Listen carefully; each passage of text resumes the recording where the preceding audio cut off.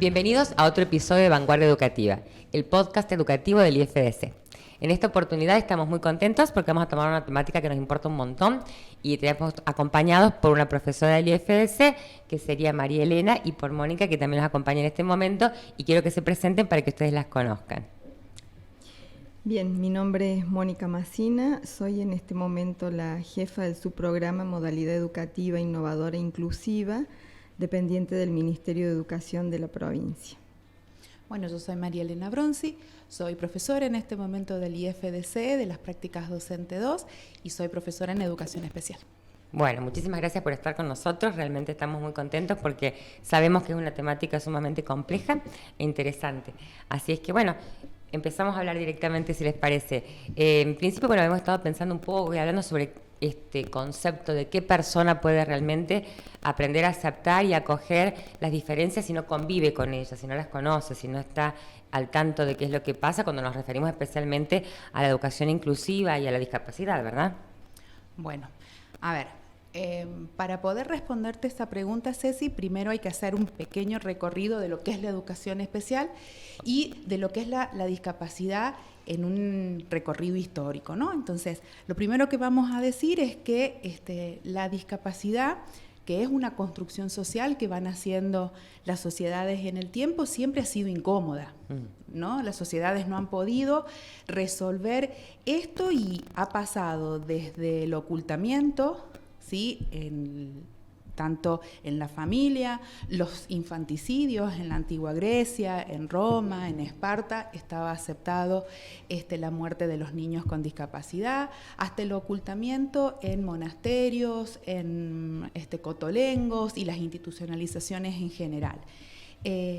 Hoy en día, y a través de diferentes movimientos sociales de personas con discapacidad y de padres, se ha avanzado muchísimo en otorgarle a las personas el derecho que le asiste por ser personas, ¿sí? Entonces, a partir de los años 70 se comienzan con estas nuevas movilizaciones de personas con discapacidad y se instaura un nuevo paradigma, que es el paradigma social de la discapacidad, que lo que brega principalmente es por el derecho que tiene cualquier persona, más allá de su condición.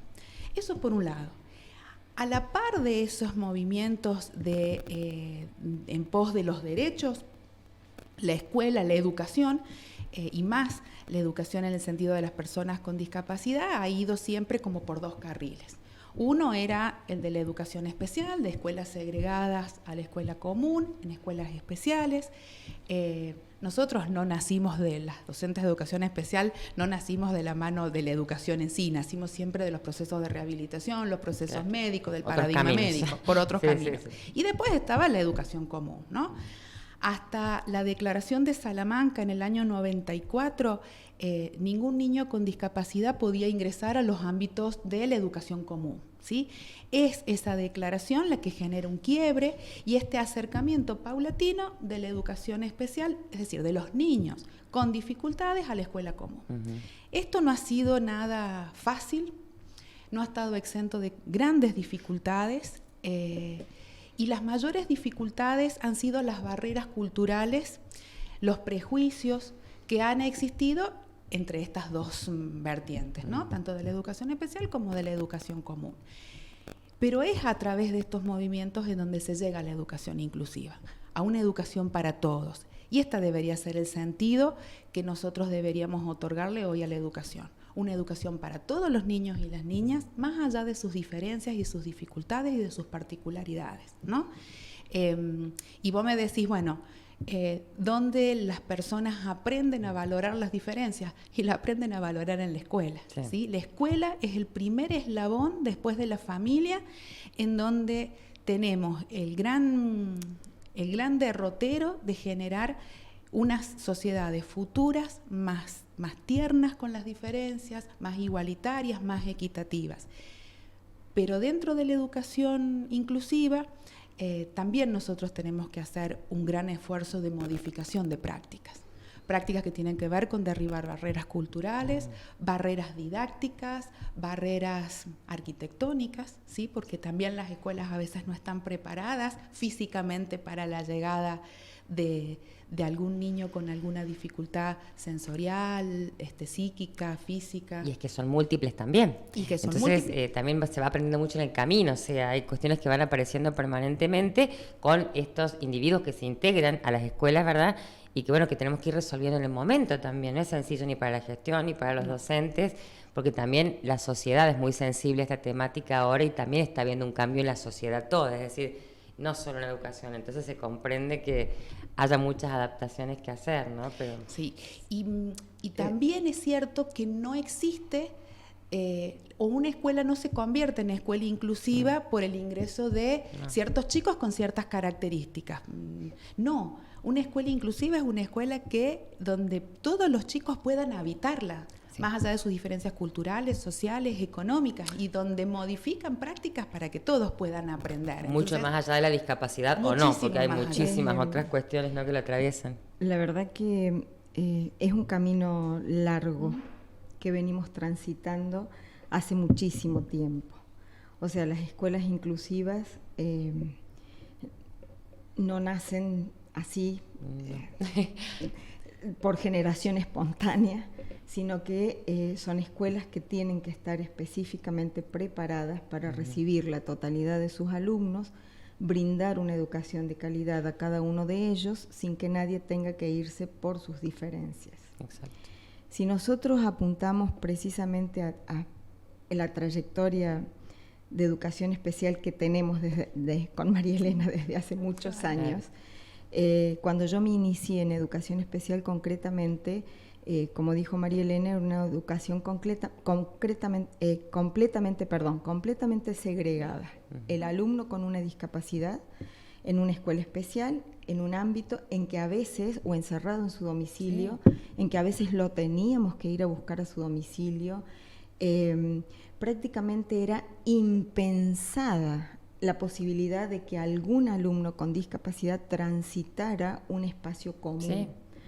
O sea, yo celebro que de pronto estemos hablando de alumnos con alguna discapacidad en el ámbito de la educación del nivel primario, en el ámbito de la educación secundaria y en el ámbito inclusive universitario o terciario no universitario. O sea, porque eso da pie a que más allá del alumno hay un reconocimiento de la persona, hay un reconocimiento del niño que hay encerrado a veces en esa discapacidad, porque hay discapacidades de pronto que hacen que esa persona o no pueda hablar, no se pueda expresar, no nos pueda escuchar, no nos pueda ver, pero sin embargo conviven en ese cuerpo esta disfunción y la persona en sí. O sea, es sumamente interesante. Entonces, a partir de, como decía María Elena, de convertir al sujeto de la educación especial en sujeto de derecho, es fundamental. Entonces, porque antiguamente ni siquiera eran considerados personas en el Código Civil. A veces la gente dice, hoy no, pero ¿cómo hicimos esto? ¿Cómo hemos hecho aquello? ¿Cómo hemos pensado así? ¿Por qué actuamos? Porque inclusive la persona, o sea, no es que uno estuviera equivocado, sí, a la luz de los nuevos paradigmas. Claro, no había hemos otra. Estado equivocados, pero era como que no había otras alternativas, porque inclusive en el Código Civil no eran considerados personas. Actuaban en función de tutores o curadores, como los nombraba la ley. Entonces, que ahora tengan ese reconocimiento como sujeto de derechos es muchísimo. Sí. Sabemos que faltan muchísimas. Las escucho porque sé que tienen mucha experiencia. Porque tienen mucha experiencia. No solamente estamos hablando de la teoría, sino de la cuestión real de la experiencia concreta en la vida, en las aulas. Y no es tanto el tiempo que ha transcurrido desde que comenzó el cambio, digamos. Eso es lo que parece. Yo sé que siempre nos queda la sensación de que queda mucho por hacer, de que no se le ha dado lo suficiente, pero si uno se pone a analizar en el tiempo, la franja realmente ha sido no es tan grande. Fíjate que María Angélica Luz, una autora argentina, ella sostiene que más o menos en la década entre el 40 y el 50 se generaron la mayor cantidad de escuelas especiales en el país. Casi todas las escuelas especiales en general fueron creadas en esos años. Y a partir del 2000 es como que el cambio fue realmente cada vez más notorio. Y en mi carrera, por decirlo de alguna manera, también fui supervisora de educación especial en el 2008, y aquella pregunta inicial que se hacían los directivos: señora, tengo un alumno con parálisis cerebral, ¿lo recibo o no lo recibo? La consulta aquella en el 2008-2010, hoy ya no se hace. No se hace. Hoy se reciben, hoy están. Hoy en el paisaje cotidiano de las escuelas vemos siempre algún niño, 2, 3, 5, 7, 10, no importa el número, pero siempre hay algún niño con alguna discapacidad. Sí, no, y totalmente incorporado, o sea, una realidad que estás mencionando que creo que también la han convivido nuestros hijos, porque ya convivieron con todo este tipo de nuevas reglas de juego, ¿no?, en la sociedad. Y yo recuerdo que eran muy pequeños mis hijos, por lo menos, y ellos me decían: ma, ¿por qué es diferente lo que hacen con tal o cual? Si es como nosotros, ¿por qué tiene que ser algo diferente? Y yo decía: mirá, nosotros estamos preguntándonos otra cosa que los chicos ya tienen superada, ¿no? Porque al estar con ellos todo el tiempo y estar conviviendo, se enojaban por la diferencia que hacían los profes, no por la diferencia que tenían los chicos, digamos. Exacto. Que es una cuestión que a mí me llamaba mucho la atención. Pero bueno, creo que el tiempo ha sido poco y es grande el avance. Lo que pasa es que, bueno, son muchísimos años. Como decía María Elena, como estas son construcciones culturales, sociales, los chicos a lo mejor están menos contaminados con reglamentaciones, con normas, con leyes, con historia. Entonces ellos lo viven de una manera absolutamente normal. Total, cero condicionamiento, para ellos son, ¿no? 20 chicos, 20 compañeros, 17 compañeros, 35 compañeros, son todos compañeros. Sí. O sea, no es a veces como el adulto que planteamos, que la reglamentación tal dice, que el número tal dice, que el decreto tanto dice, pero obviamente que muchas de las reglamentaciones han ayudado a que comiencen todos estos cambios culturales que son absolutamente necesarios. Sí, ¿no?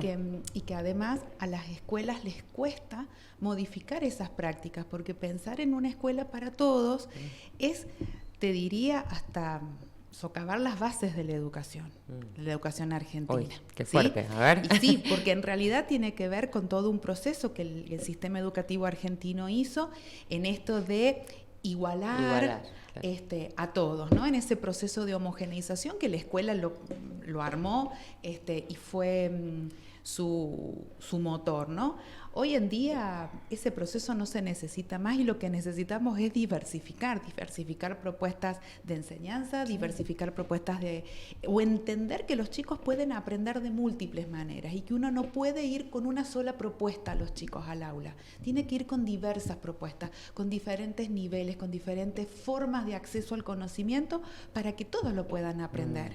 Y eso implica una nueva cabeza en los docentes, ¿sí? Entonces, ahí está quizás el mayor desafío para los equipos de gestión, para nosotros que somos los equipos formadores y también para los equipos que están generando las políticas públicas en materia educativa en la provincia. Entonces, es desde muchos lados donde se puede acompañar y generar y gestar estos cambios.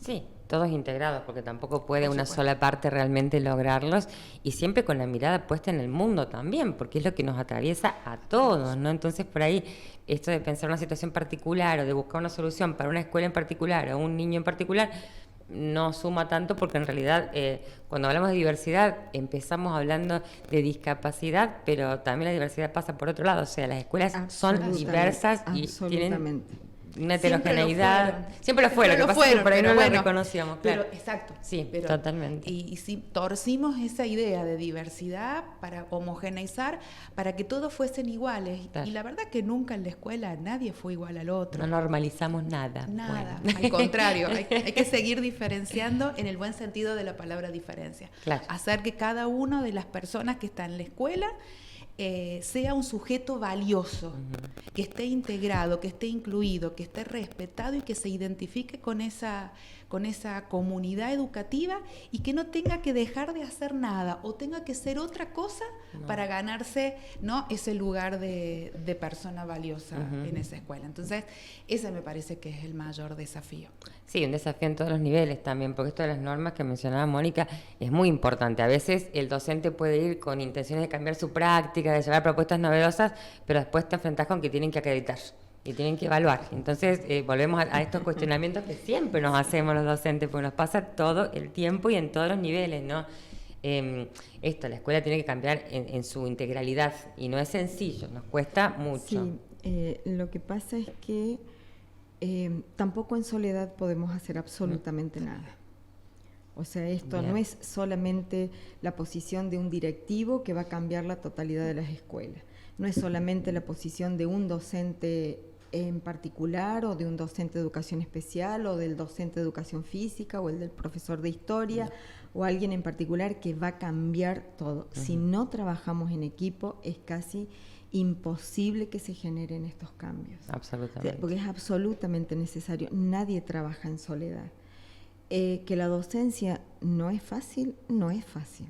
O sea, nadie dijo que fuera algo fácil, nadie dijo que es armar una planificación, llevar las actividades, generar estrategias. No, es compleja. La actividad es muy compleja. Requiere poner mucho el cuerpo, requiere poner muchas horas de trabajo, o sea, porque es esto.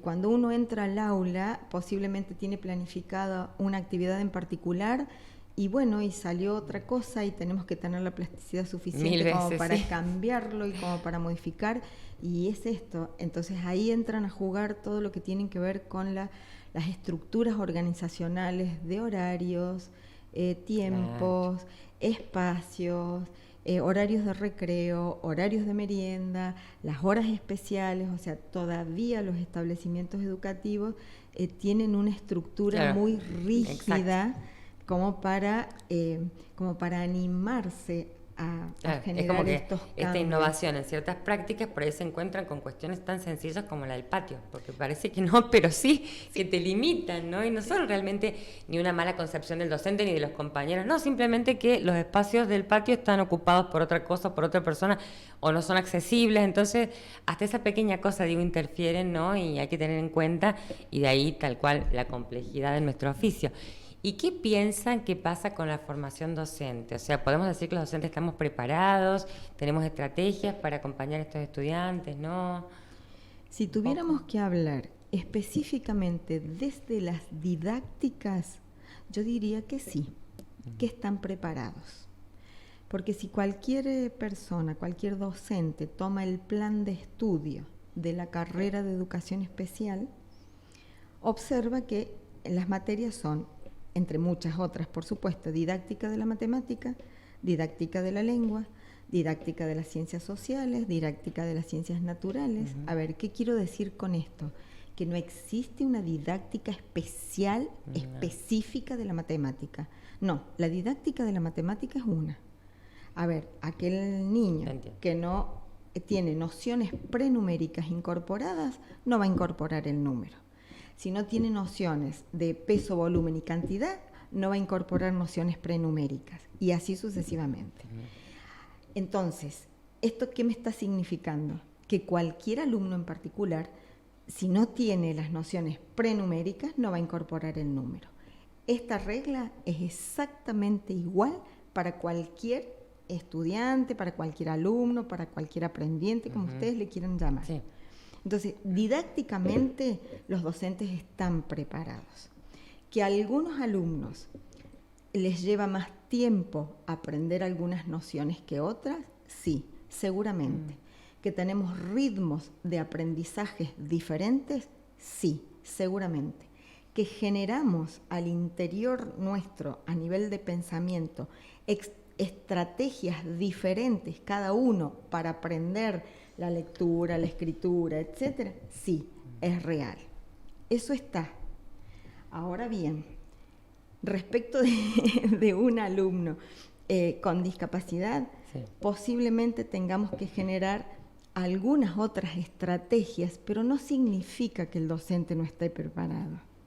No, tal vez yo tuve un solo caso que me marcó profundísimamente y por eso insistía tanto con que vinieran, que fue una investigación que realizamos con un grupo de niños ciegos y el aprendizaje del inglés. Y realmente nos abrió la cabeza, el mundo, porque tuvimos un montón de preguntas, las respuestas fueron re pocas, pero un montón de preguntas que nos hicimos porque, claro, es todo un circuito el que está montado en ese entorno, especialmente con chicos con ceguera, ¿verdad?, de apoyo de los familiares, de los especialistas, de todos los que están acompañando al niño para que pueda avanzar. Pero bueno, en el caso que nosotros visitamos a todos estos niños, ninguno del entorno sabía inglés. Entonces el que sabía braille no sabía inglés, el que sabía inglés no sabía leer en braille. O sea, fue toda una combinación de cosas y los intentos que teníamos fallábamos. Eso da cuenta de que no podemos trabajar solos. A ver, concretamente has tocado un caso muy específico porque la persona con disminución visual o ceguera, para incorporar la lectura, la escritura y el cálculo, necesitan indefectiblemente de un lenguaje que no todos conocemos, que es el braille, y el ábaco para la matemática. Lo mismo la persona disminuida auditivamente, hipoacúsico o sordo. Son casos bien especiales. Son casos muy específicos porque indefectiblemente necesitan, además de la matemática, la lengua, un lenguaje específico que no todos hablamos, que es la lengua de señas. ¿Se entiende? Sí. Pero vos diste un ejemplo clave. El que conocía braille no conocía inglés. Y el que conocía inglés no conocía braille, pero indefectiblemente tienen que trabajar en forma conjunta.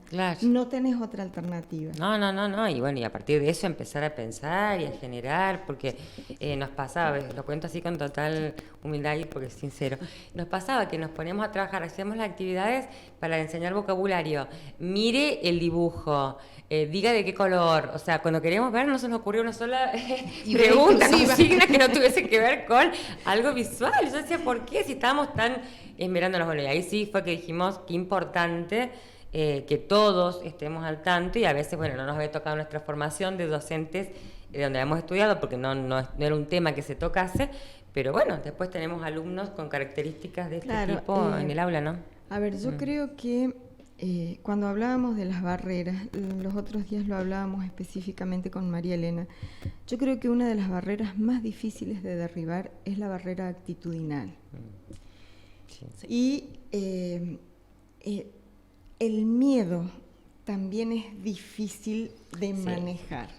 O sea, cuando yo me enfrento a algo que entiendo que es desconocido para mí, me genera miedo, me genera angustia, me genera ansiedad, que está bien que eso pase.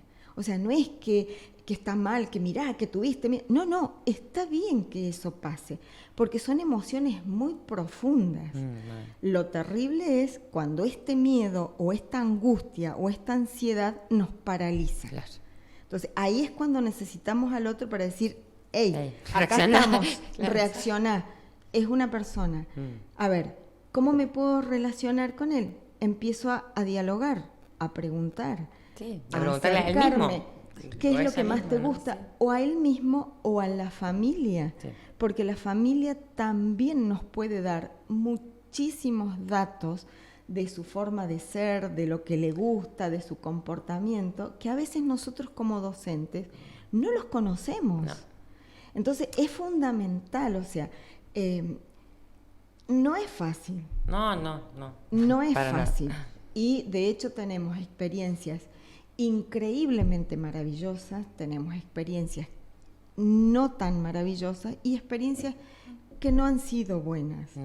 Pero lo fundamental es partir de esta base de decir, a ver, no tengo idea de esto, ¿qué puedo hacer? Totalmente. Entonces, buscar al docente de educación especial de la escuela. En general, hay algunos docentes de educación especial en la escuela. Buscar una amiga, porque uno a veces conoce, yo conocía, buscar ayuda en la universidad, generar redes para poder... redes, totalmente. O sea, a ver, es esto. Porque de pronto, a veces los docentes también, y yo los entiendo, Sí, no, pero difícil, a ver si podemos cambiar esto. A veces los docentes te dicen, no tengo diagnóstico, no tiene diagnóstico. Muy bien. Síndrome de Down es un diagnóstico médico. Sí. ¿Sí? Yo he trabajado con chicos con síndrome de Down que han tenido 3 años, 4 años, 5, 7, 9, 12, 15, 18, 21, 25, hasta adultos de más de 40 años. Nunca me encontré con un niño con diagnóstico de síndrome de Down que respondiera de la misma manera a los estímulos. Había chicos que... Sin diagnósticos tampoco. Tenían, no todos respondemos igual. No, por eso, pero hablando de la importancia del diagnóstico. Claro. Chicos con síndrome de Down que hablaban perfectamente, que han logrado incorporación de lectura y escritura, cálculo, que se han desarrollado socialmente maravillosamente bien, independientemente de la posición económica, cultural, familiar. Que también son otros atravesamientos particulares de cada caso, ¿no? Claro. O sea, pero es esto. Lo que nosotros necesitamos es que podamos entender que el diagnóstico es un eslabón más en la cadena en la cadena de Juan, de Pedro, de Luis, Margarita, Mónica, lo que fuera. O sea, no es algo tan determinante para poder empezar a pensar, un proceso de enseñanza y un proceso de aprendizaje. O sea, porque no podemos poner la mirada siempre en el déficit. Claro. Tenemos que poder poner la mirada en las capacidades, en las posibilidades, en el entorno, en el grupo, en la familia, en su historia, en su futuro. O sea, allí tienen que estar puestas nuestras miradas. Y en relación a la formación docente, te puedo decir varias cosas. La primera es que, a nosotros, en el caso de los institutos de formación docente, nos rigen ciertas resoluciones que nos dan el marco de cómo son los planes de estudio, vos lo sabes bien. Bueno, en esos planes, en esas resoluciones para armar los planes de estudio, no hay nada. Formalmente que diga, usted tiene que dar esta materia que tenga que ver con la discapacidad, no está. Sí, nosotros en el Instituto de Formación Docente, cuando generamos los nuevos planes de estudio, en los espacios de las prácticas sí comenzamos, porque es en el lugar donde acontece todo esto que vienen los practicantes. Se encuentran con esto. Vienen los practicantes y dicen, profesora, tengo niños integrados, tengo esto, tengo aquello, tengo acompañantes terapéuticos, tengo docente de educación especial, tengo. Entonces, hay un espacio curricular donde trabajamos las cuestiones propias de la diversidad entendida como este todo, que vamos decantando y terminamos en una pequeña unidad de discapacidad, pero se sigue trabajando en las prácticas de tercero, en las prácticas de cuarto, pero formalmente es una vacancia en los planes de estudio, porque todavía se sigue entendiendo esta división, ¿no? Los niños con discapacidad no están en los circuitos comunes. Y también creo que como la formación docente es inconclusa, que la formación inicial no puede abarcar todo el universo que pasa en las escuelas, está también en nosotros los docentes seguir procesos de perfeccionamiento. Y como dice Mónica, si hay una dificultad, si hay una duda, una incertidumbre de qué puedo hacer yo con estos chicos, es ahí donde salgo a buscar respuestas. Y muchas veces las respuestas vienen en estos procesos de perfeccionamiento, y la otra respuesta viene en trabajar en equipo. Buscar en las escuelas, por ejemplo, en las escuelas especiales, el asesoramiento necesario, porque, como lo dijo Mónica claramente, los docentes en la formación, tanto de primaria como cualquier profesorado de secundaria, saben el contenido y la didáctica de ese contenido. Nosotras, las docentes de educación especial, carecemos de eso. Sí. Nosotros lo que podemos acompañar es, en este caso, con este chico, de manera muy artesanal, porque esto también no hay recetas, no hay nada. Es pensar en este chico en particular, en este contexto y con estos contenidos. Vos podrías hacer esto, pero podríamos hacer esto con todos, porque lo que pasa también en las escuelas es que pensamos individualmente en la acción para este chico y nos olvidamos que lo más importante es la inclusión. Entonces, si yo genero actividades diversificadas Claro, para él y para el resto, para él y el resto queda estoy haciendo otra segregando. cosa.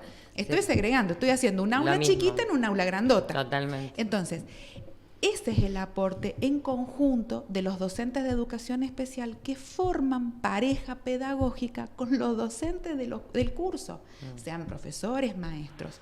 ¿Por qué? Porque son dos profesionales de la educación que se reúnen para resolver una situación didáctica del conocimiento para todo el curso. Y es ahí donde está la mano de la diversificación de las propuestas. Me parece que ese es el centro, ¿no?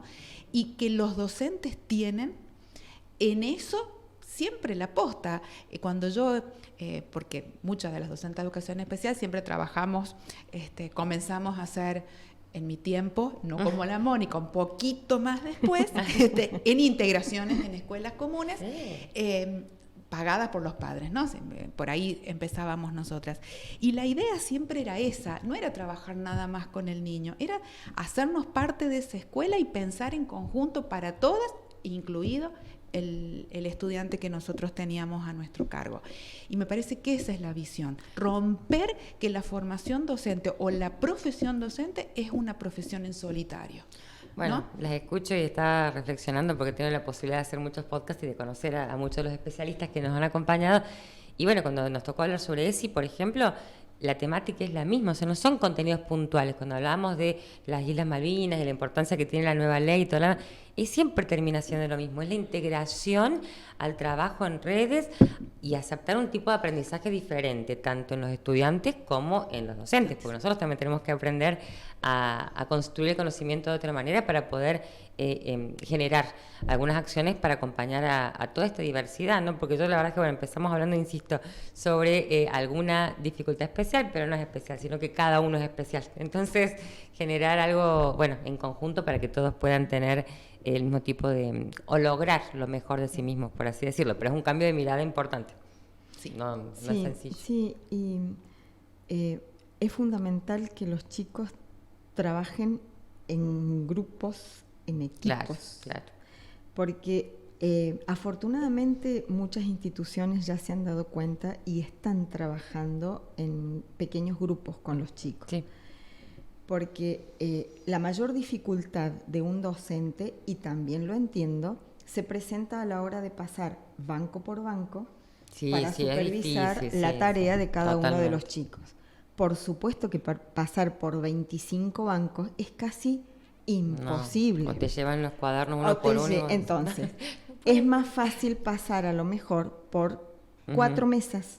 Claro, hasta la disposición o física, 5 mesas, ¿no? Sí. hasta la disposición física. La misma disposición física que tienen los niños en el nivel inicial se puede trasladar específicamente al nivel primario, donde el docente genera la actividad, por supuesto, la explica, y después los compañeros generan estrategias al interior del grupo para el resto de sus compañeros o para el resto del grupo, que uno dice, ¿pero de dónde la sacaron? Pero la sacaron. Y la pueden explicar al resto de sus compañeros.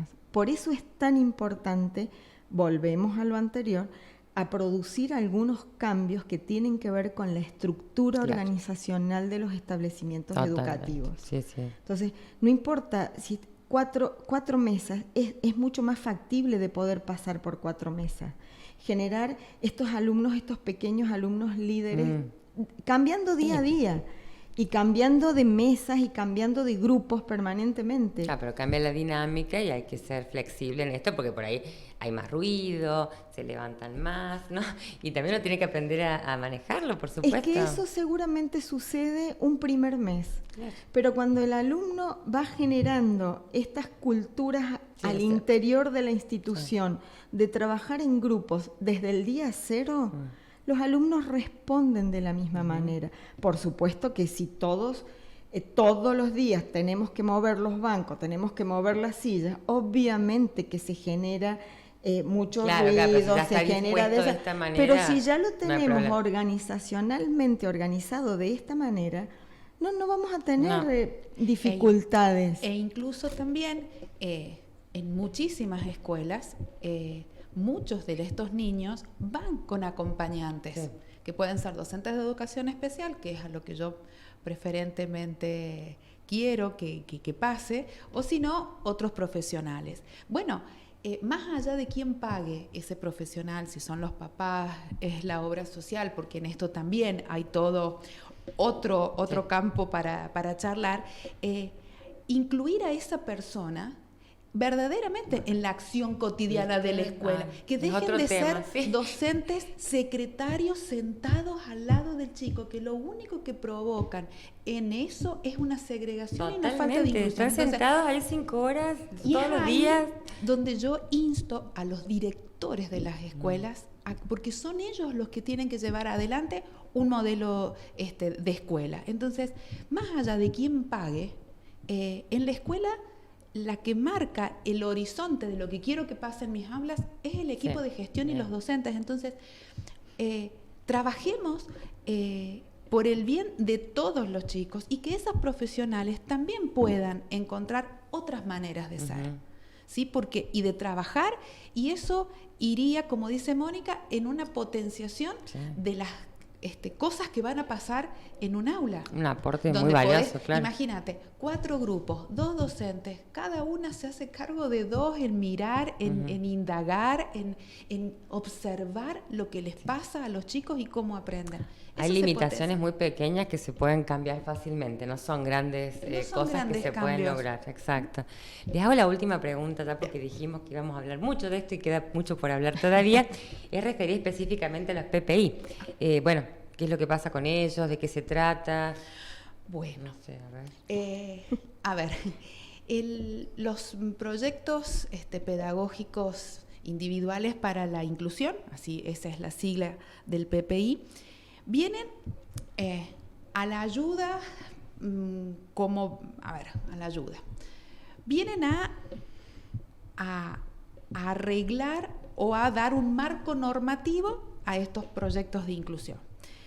Hay una resolución del Ministerio de Educación de la Nación, que es la 311, que claramente marca cuáles son los procesos de promoción, acreditación y certificación de los niños que presentan discapacidad, tanto en el nivel inicial, primario, secundario, ¿sí?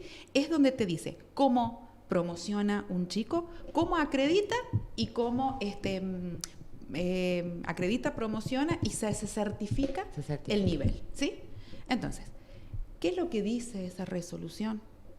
Que todos los chicos van a promocionar en relación a la edad que tengan y al nivel que tengan que estar, ¿sí? Tiene 6 años y tiene que estar en primer grado en nivel primario, ¿sí?